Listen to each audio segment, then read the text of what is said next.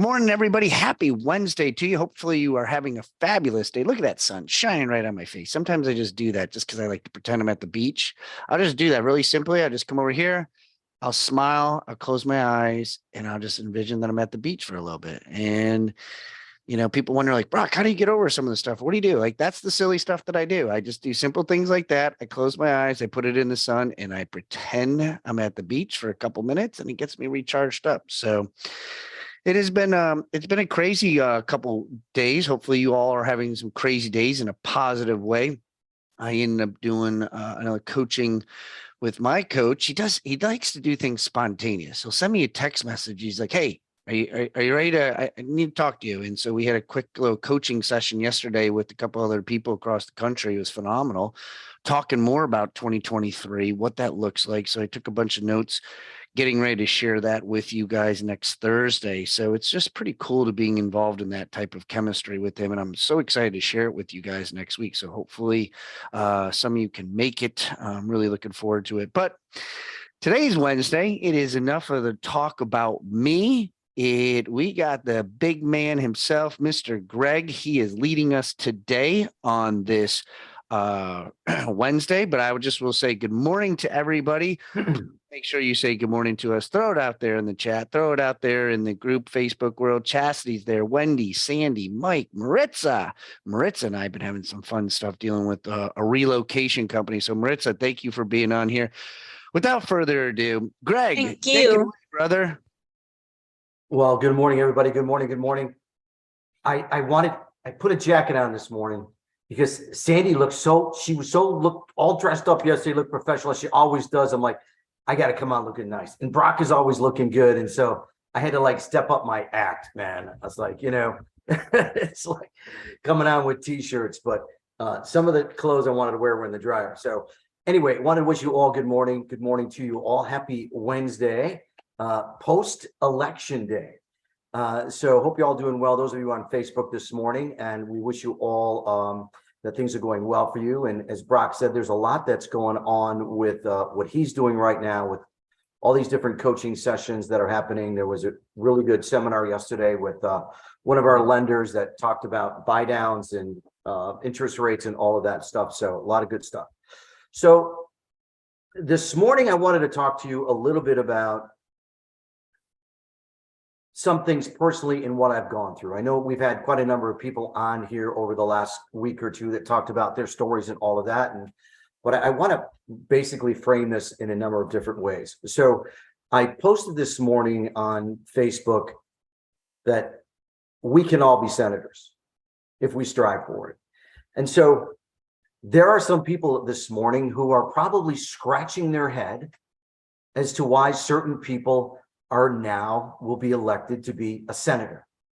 And this isn't a political statement in any way. But if someone were to ask me who I thought would win some of the races in the Senate races that were happening around different states in the country, I would not have predicted what would happen. And so, of course, we don't know all the reasons why some people lost, some people won. But I do want to point out specifically about the race that was going on in Pennsylvania, because many of you know that was a very hot contested Senate race, because we had Dr. Oz, which most of us know he's a household name. He's a doctor. He has his own television show. Pretty much everybody knows him. But it really wasn't so much the people of Pennsylvania knew him all that well, because he was initially from New Jersey. And then you have a guy like John Fetterman, which all I've ever seen is him showing up at rallies or talks wearing some sort of a ghetto. He's not all dressed up. He doesn't have a suit, doesn't have a tie on. We know he went through a medical issue. He had a stroke not long ago. So if we just looked at the perception of what we saw between the Dr. Oz looking professional, wearing a suit and a tie, always looking nice, speaking well, and someone like Fetterman, who really was struggling now over probably the last 3-6 months of whatever he's going through, many people would say, I don't know how he's going to win the race. But he won.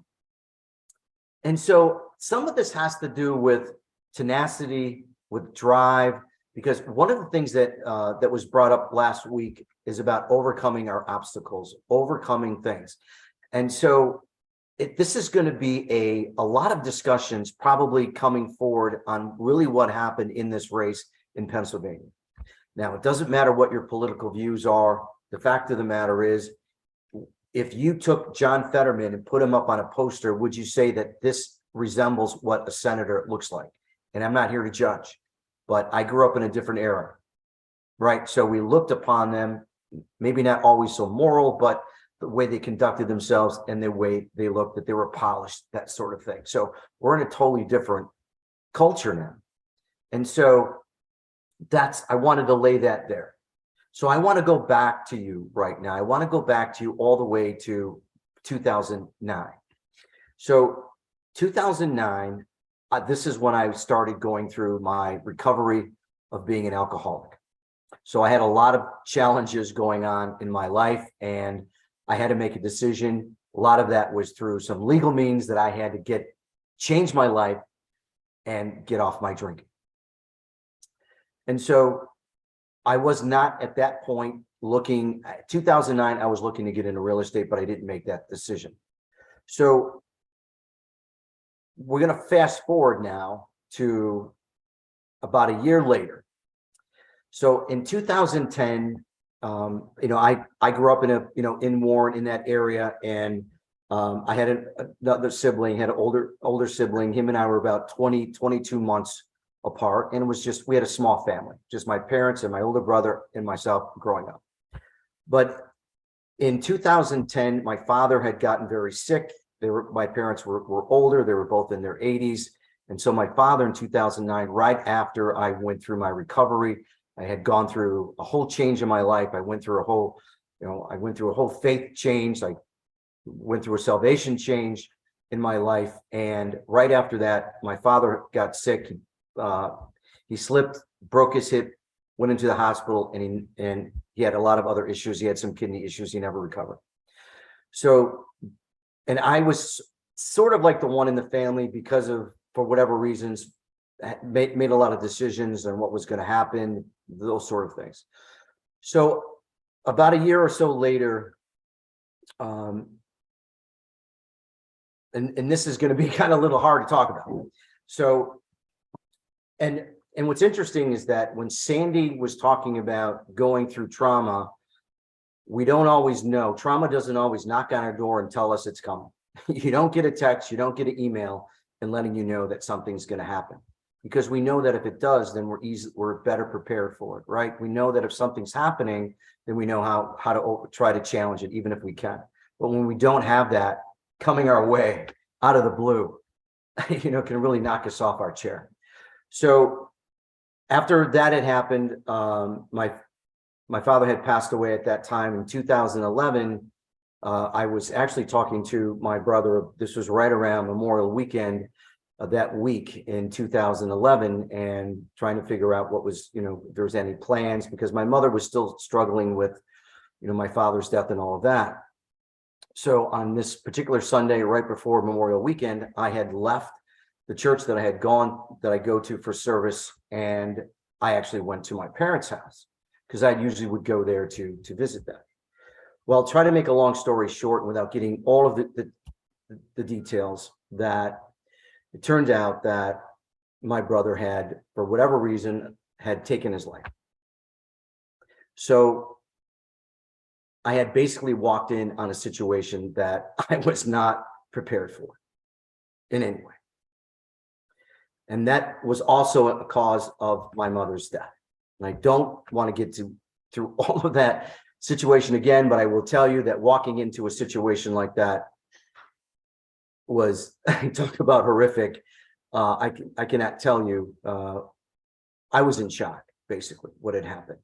So to try to get through all of that situation that had occurred, and try to figure out why it had happened, and because there was no conversations about something like that was going to take place.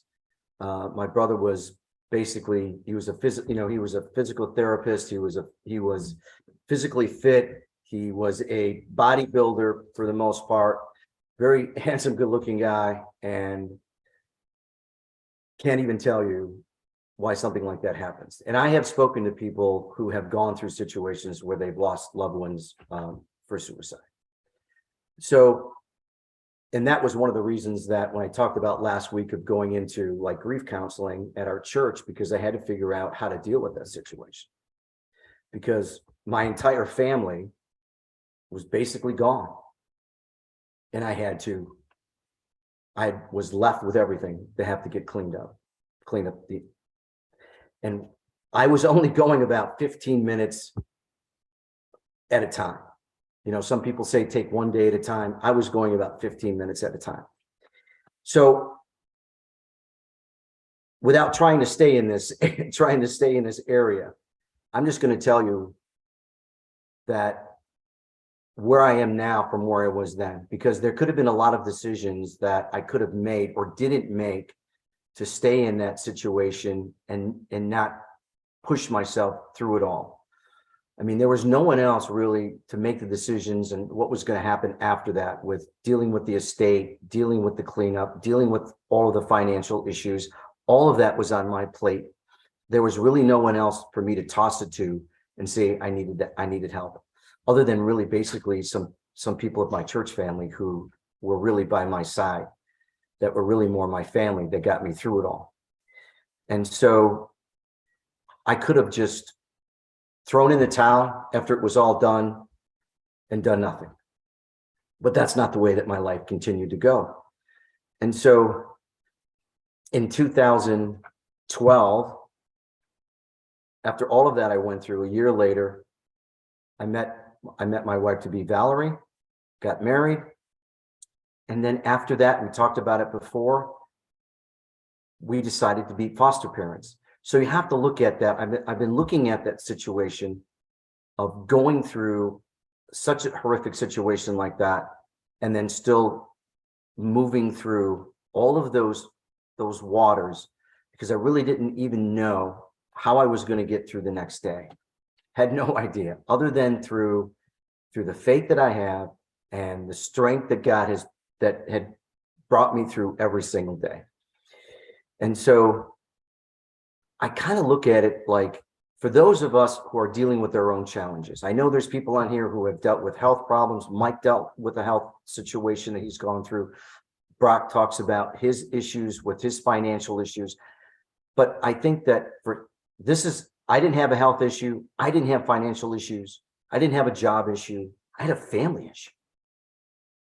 And so one day you have a family, and then the next day you don't. And I didn't give up. I could have just packed everything up and nobody had to hear from me again. Nobody would have criticized me. Nobody would have complained. Nobody would have called me and said, where are you at? I didn't have to. Nobody told me how to do anything. I decided to do it on my own. I decided that for me to move forward in my life, that I got to get through it, and I have to push myself to get through it. So that was that. And then in 2014, I'm going on 9 years. This is the week that 9 years ago, I got my license in real estate. Who would have thunk that?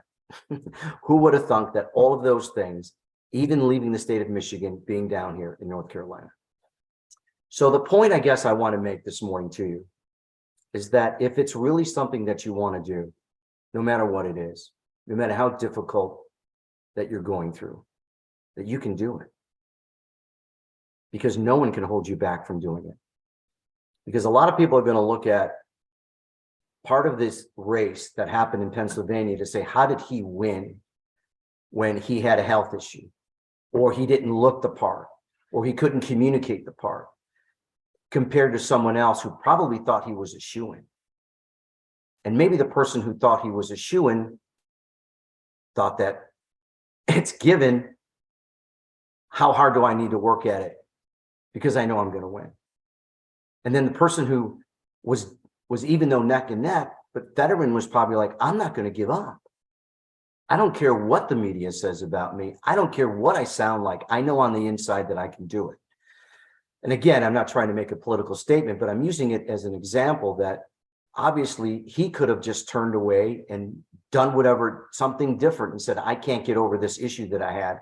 my medical issue. I could have turned away and said, I don't need to continue to live, to strive forward anymore. So 8:31. Those of you that are listening here this morning, it's, you know, I wanted to challenge you this morning to think about that. To me, I was extremely motivated hearing that, you know, someone has overcome so many challenges and could be a senator in the United States, the United States Senate. And if someone like that can go through all of those things and still be elected, then what could stop you from doing anything that you want to do this morning, no matter what it is? You really have to put your mind to it. But as we said before, it's the steps, the small steps that you make every single day to keep moving you forward instead of moving yourself back. So that is really what I wanted to say to you this morning. I know there's probably a lot more I can talk about, but I just wanted to give you, take a look at, this is where I'm at today. This is who I am. I have a child, 7 years old. I mentioned this on yesterday with Brock. I was helping Isaac with his math. Okay, he's learning his additions and his subtractions. But Isaac, who is Isaac is an adopted child. It's not from my bloodline, right? And so he is learning his math in Spanish. I don't know Spanish. And we're sitting down yesterday and he's learning how to, take the top number 38 minus 27 or whatever it is. He's learning how to take from the one side. He's learning his math, but he's doing it in Spanish. So there's questions that he's reading in Spanish. He's got to know he's got to know the equation.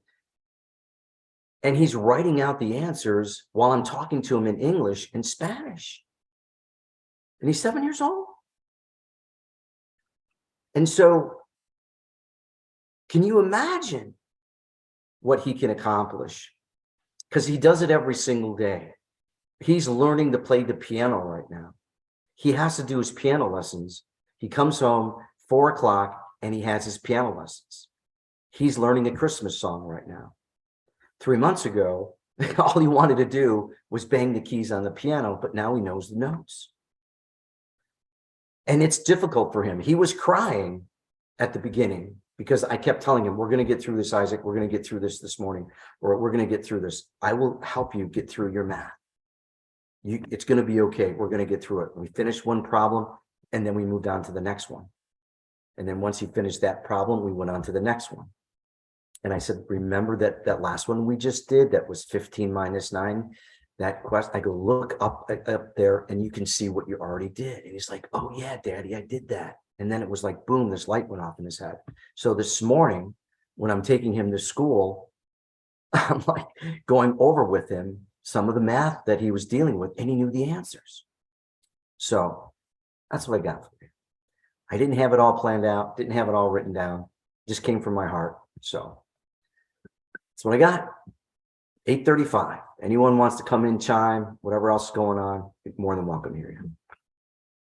Well, I want to say thank you for sharing. I remember one of the greatest gifts God has given me is the opportunity that a lot of you shared things with me that we don't typically post on Facebook and air. And I remember you sharing this story with me. We were sitting at Mamma Mia's Pizza in Cornelius. It was a sunny day.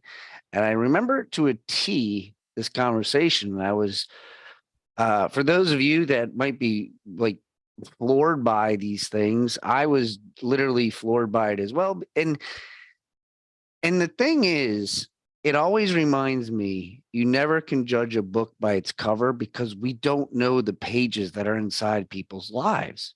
And the political stuff of what happened in Pennsylvania, like, we don't understand what's in here. We don't understand what's up here. And emotion, in there's a word, it's called defining moment. There's defining moments in our lives. And for those that are listening here today, you could have had a trigger this morning that had a defining moment. And I'm blessed and fortunate that a lot of you share things with me and text me and reach out to me and send me different things. And just as much as somebody's going to text you today, Greg, somebody is going to reach out to you and they are going to share with you something that happened into their life. And it's so important that when these things take place, that you understand you're helping Greg as much as Greg is helping you. And the reason why I get so emotional on this call is because today you didn't have this planned. This was not in the agenda today that I'm going to listen to. I had no idea what Greg was going to say. He didn't tell me what he was going to say. So when I come into these conversations, I'm as flabbergasted, and it brought me back to that pizza afternoon when you shared this story with me. And so I appreciate you sharing the story. And many of you that are on here got a blessing today of where you are in your life and where you come from and what is being said and what is being done. And there's a saying, you know, for every lesson, there's a blessing. And today, Greg shared with you a moment in his personal life. And part of your defining moments that Greg talked about transforms you into where you're next, what's next going to happen. Things don't happen to you, they happen for you. And at that time period you went through, Greg, I can't even imagine. I don't want to imagine that because what you went through, but it made you who the person you are today. And you and I have grown over the years in our relationship and our friendship and where we are. And so I truly appreciate you sharing on here for those that watch the recording, for those that are on Zoom, for those that are on Facebook. You know, sometimes we get posts, I'll see things at 6 o'clock, 7 o'clock at night. Stephanie's on here. She's a person that I know watches later. Sherry does, Pamela does. There's several of you, even on the West Coast. Brock, that was amazing today. Today was amazing. Not to say the other days aren't amazing, but when you get to hear people's lives and you get to go inside of them, you know, Dee just shared us on, she's adopted. I had no idea Dee was adopted, nor did she probably have, you know what, today I'm going to tell people I'm adopted. Like that probably was not on her agenda. And so there's other things that will transform throughout your day today. In some capacity, you will help somebody today. And Greg, you helped several people today for what you decided to share with you. And I want to thank you for putting this out here because it's so important to help other people and to grow. And this is what this call is all about. This is what these opportunities, because these are just opportunities that God created for us. And we just don't know what to do with them at the time, except to grow through them. So hats off to you, Greg. I appreciate you, man. I love you. And thank you for sharing that story today. No, you're welcome, man. Absolutely. So, yeah, I mean, so, you know, I mean, for me, with my faith, that I don't live in that atmosphere, and there are many people who will do that, but it's not something that I choose to do. So, but I thought it was important to bring it up and to talk about it, and just so that would resonate with some people and to maybe push some people on here that there's something really that you want to do, that just don't hold back, because you can do it. You really can. And reach out to us. Like Brock said, you want to talk about these things that you're dealing with in your life, you're struggling with, or even if it's a plan that you're trying to put together, no matter what it is. I mean, we can talk to you about it. We can help you if we can. I mean, but it is really, really important to communicate with others about what it is that you're doing. It really is. No matter what somebody says, no matter if somebody tells you you can't do it, you could say, you know what, I'm going to do it. So, all right. Anyone else? You're more than welcome to come up this morning or have any questions about anything else that we're doing. We're more than happy to hear from you. Greg, you can go on Facebook, but put your cell phone in there. So in case somebody has something they want to reach out to, you also can go on Facebook. A lot of times, everybody goes on Facebook and messages me in case they don't have my cell phone number that's out there. But a lot of our stuff is on Facebook. Feel free. This is what this is about, is to reach out to us on what we're doing and what we got going. And one of the things we're going to be doing on November 17th that I did yesterday with my coach was we write a letter to ourselves on defining moments. We write a letter on what pushes us towards the commitment of where we want to grow from. And so, I think the defining moments are very, very important, and they make us who we are today. And so I'm going to ask you this. I'm going to challenge you guys. I'm going to encourage you today to write down 1 or 2 defining moments in your life that have made you who you are today. And you don't have to share it with people if you don't want to. If you get excited and you want to post it on here in the Facebook world, if you want to post it into the Zoom that comes in, well, you won't be able to do it on Zoom, but put it on Facebook if you like. If not, just write it and keep it to yourself. Put it inside yourself and carry it with you. And if you're able to come on next Thursday, I'd love to be able to possibly read it. I'd love to be able to hear it for those that want to be a part of it and be able to share with us next Thursday at the North Harbor. And it is live. We won't have it out there in recording because I think it's important, because we talk about deep stuff. And then we will make the decision at that point whether or not we're going to pay to have it advertised or what we're going to do. What I've learned in coaching, there's so many different things. There really is. Like, I have no idea what I was getting myself into. I had my little defining cry session yesterday for those that heard about it.